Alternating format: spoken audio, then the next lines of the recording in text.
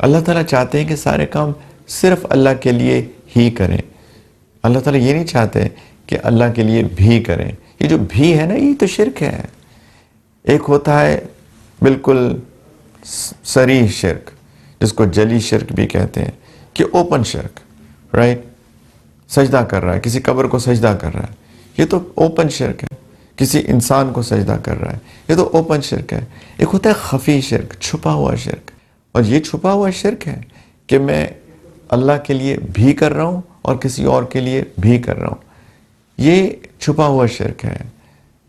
یہ اللہ تعالیٰ کے ہاں قابل قبول نہیں ہے. اللہ تعالیٰ چاہتے ہیں ہمارے اعمال نیک ہوں اور وہ صرف اور صرف خالصتاً اللہ سبحانہ و تعالیٰ کے لیے ہوں.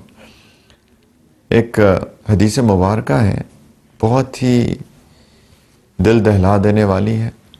نبی کریم علیہ السلام نے فرمایا کہ قیامت کے دن اللہ تعالیٰ لوگوں کو اٹھائیں گے. میں صرف مفہوم بتا رہا ہوں آپ کو. تو 3 لوگوں کو سب سے پہلے بلایا جائے گا. ان میں سے ایک جو ہوگا، ایک روایت میں آتا ہے کہ وہ قرآن کا قاری ہوگا، اور ایک روایت میں آتا ہے کہ وہ عالم ہوگا. اور دونوں میں کوئی ایسا کانفلکٹ نہیں ہے، کوئی تعارض نہیں ہے، کیونکہ جو قاری قرآن ہوتے تھے وہ عالم قرآن بھی ہوتے تھے. صرف قرآن کو یاد کر کے، حفظ کر کے صرف اس کو پڑھا نہیں کرتے تھے، بلکہ قرآن کو سمجھا بھی کرتے تھے. تو عالم بھی بنتے تھے قرآن کے. تو کوئی تعارض نہیں ہے، کوئی کانفلکٹ نہیں ہے. یہ روایت بھی ٹھیک ہے، وہ روایت بھی ٹھیک ہے.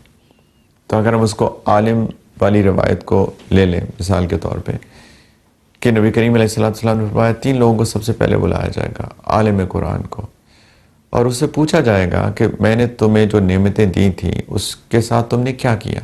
عقل بھی نعمت ہے، حافظہ بھی نعمت ہے، رائٹ؟ تو حافظے سے قرآن انسان یاد کرتا ہے، عقل سے انسان قرآن کو سمجھتا ہے، علم حاصل کرتا ہے. تو یہ نعمتیں ہیں.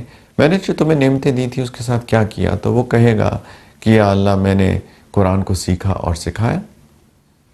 تو اللہ سبحانہ و تعالیٰ فرمائیں گے کذبتا، تم جھوٹ بولتے ہو کہ تم نے میرے لیے سیکھا، میرے لیے حفظ کیا، میرے لیے قرات کی. ایک روایت میں کہ میں یا اللہ قرآن کو رات کو تہجد میں پڑھتا تھا آپ کے لیے. اللہ تعالیٰ کہیں گے جھوٹ بول رہے ہو. فرشتے بھی کہیں گے تم جھوٹ بول رہے ہو. اللہ تعالیٰ فرمائیں گے کہ تم نے اس لیے قرآن کو یاد کیا، اس لیے تم نے اس کا علم حاصل کیا تاکہ لوگ تمہیں کہیں کہ واہ یہ تو قاری قرآن ہے، یہ تو حافظ قرآن ہے، یہ تو عالم قرآن ہے. تم نے لوگوں کے لیے کیا، اور جو تم نے چاہا وہ تمہیں مل گیا. لوگوں نے بڑی تمہاری تعریفیں کی، تمہیں عالم کہا، تمہیں حافظ کہا، تمہیں قاری کہا. دوسرے بندے کو بلایا جائے گا جو کہ بہت خرچ کیا کرتا تھا، اس کے پاس بہت مال تھا. اللہ تعالیٰ سے فرمائیں گے کہ میں نے تمہیں جو نعمتیں دی تھی تم نے اس کے ساتھ کیا کیا؟ اب مال بہت بڑی نعمت ہے. یا اللہ میں نے مال آپ کے راستے میں خرچ کیا. اللہ تعالیٰ کہیں گے جھوٹ بولتے ہو. فرشتے بھی کہیں گے جھوٹ بولتے ہو. اللہ تعالیٰ فرمائیں گے تم نے اس لیے مال خرچ کیا تاکہ لوگ کہیں یہ تو جواد ہے، سخی ہے، بڑا جنرس ہے. اور لوگوں نے کہا کہ تم بڑے سخی ہو، تمہیں جو چاہا تم نے جو چاہا وہ تم کو مل گیا. تیسرے بندے کو بلائیں گے، وہ کسی جنگ میں مارا گیا تھا، قتل ہو گیا تھا.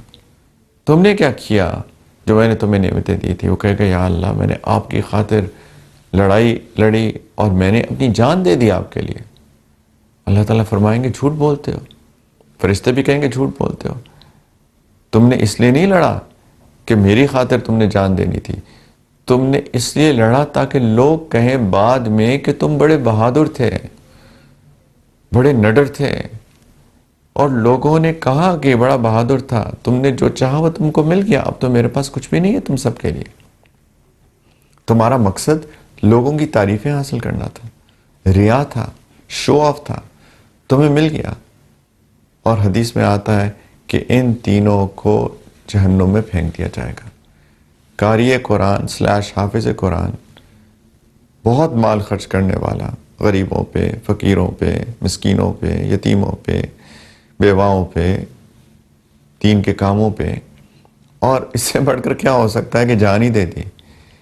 یہ 3 لوگ سب سے پہلے جہنم میں پھینکے جائیں گے.